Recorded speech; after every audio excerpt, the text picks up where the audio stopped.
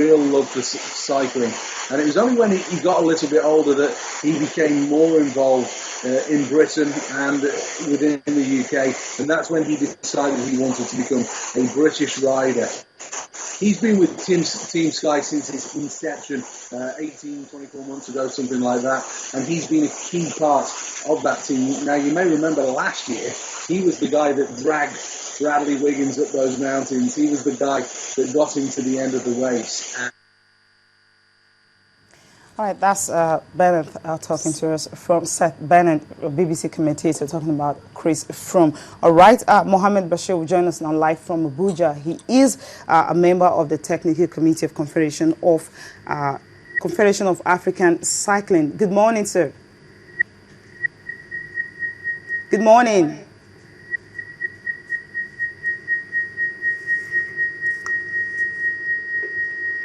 Good morning.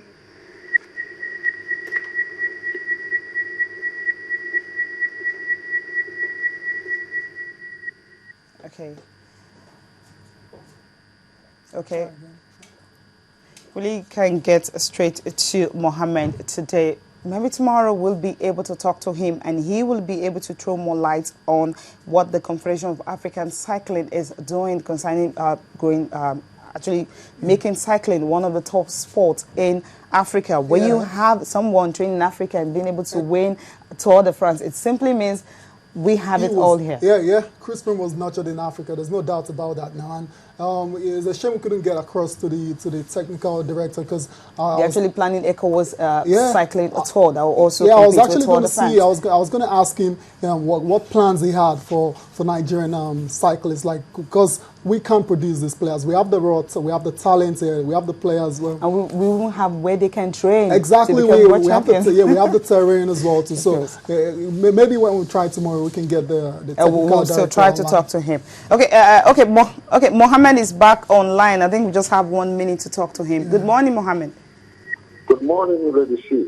Yeah, Chris Froome, of course, he trained in Africa. You already know all that. He trained in Africa and became Tour de France champion.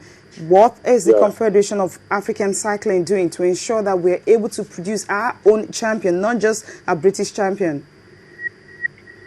Yeah, you see the problem we're having back home here is lack of sponsorship and enough competitive cycling competition. But we have the talent abundantly here in Africa. Though the one that won the Froome that won the Tour is, to me, on my own opinion, it's an African because he was born in Kenya and brought up in Kenya. He started cycling there. And you see, he has also represented Kenya in Commonwealth Games. So, and the other one that won the other yellow jeans is also from South Africa. But with support and sponsorship, definitely Africa can produce a great cyclist like those in Tour de France. All right, thank you very much for talking to us this morning. We really don't have much time. I think tomorrow we will talk to you more concerning this. You throw more light on the ECOWAS game and what Africa is doing to produce the next champion. But you just said no sponsorship, and that is the biggest problem. Yeah, it's a shame because all these bodies are singing the same tune. The Nuga, they're singing no sponsorship. It's all about their inability to secure funding for their different activities. And it's just a shame. We hope the authorities in charge can do something about this endemic situation. Yeah, definitely. Thank you so much for joining us on today's show. And of course, later tonight at 9 p.m., Toyin Bitoye will be on the show for Sports Tonight. Bye for now.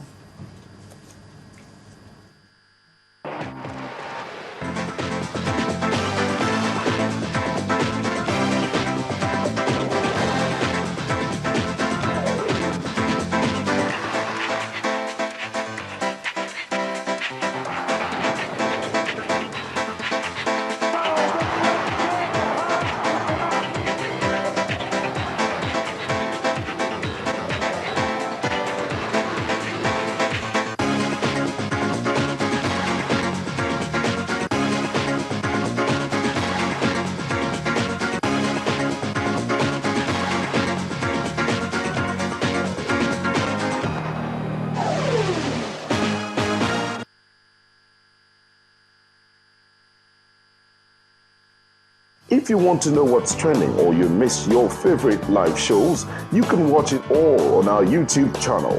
Simply log on to www.youtube.com/channelsweb. Scroll down to your favorite program and click play. You can also view all uploaded videos by clicking on View All. Don't forget to subscribe and get the latest videos. If they are interesting, like them and be heard. Get connected with the channel's television YouTube page. The news at your fingertips.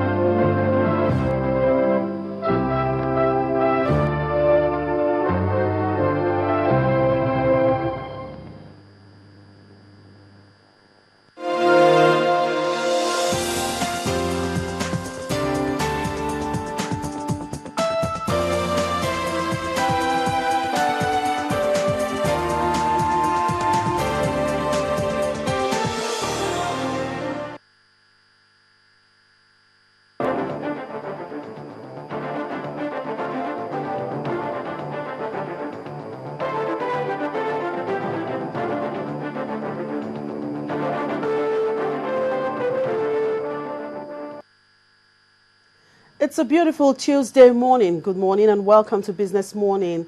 I'm Chimezie Obi Iwawu.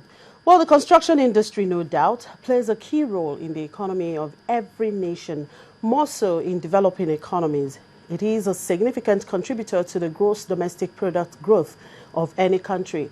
In Nigeria, the building and construction sector contributed 3.27% to the GDP in the first quarter of this year. However, the construction sector is yet to realize its potentials despite Nigeria's huge deficit in infrastructure. On the program this morning, our focus is on the construction sector. We will be looking at the issues and challenges in that sector. This has become imperative considering the federal government's drive towards infrastructure development. I'll be joined by the Managing Director and Chief Executive Officer, Inclusive Concrete and Engineering Limited, Engineer Opeyemi Aminu. And on the business headline, we have the 233rd meeting of the Monetary Policy Committee taking place in Abuja, the Federal Capital Territory, enter its second and last day today. Now, the Central Bank Governor is expected to announce the direction of the monetary policy rate at the end of the meeting later today. The business community is waiting anxiously for the outcome of this meeting.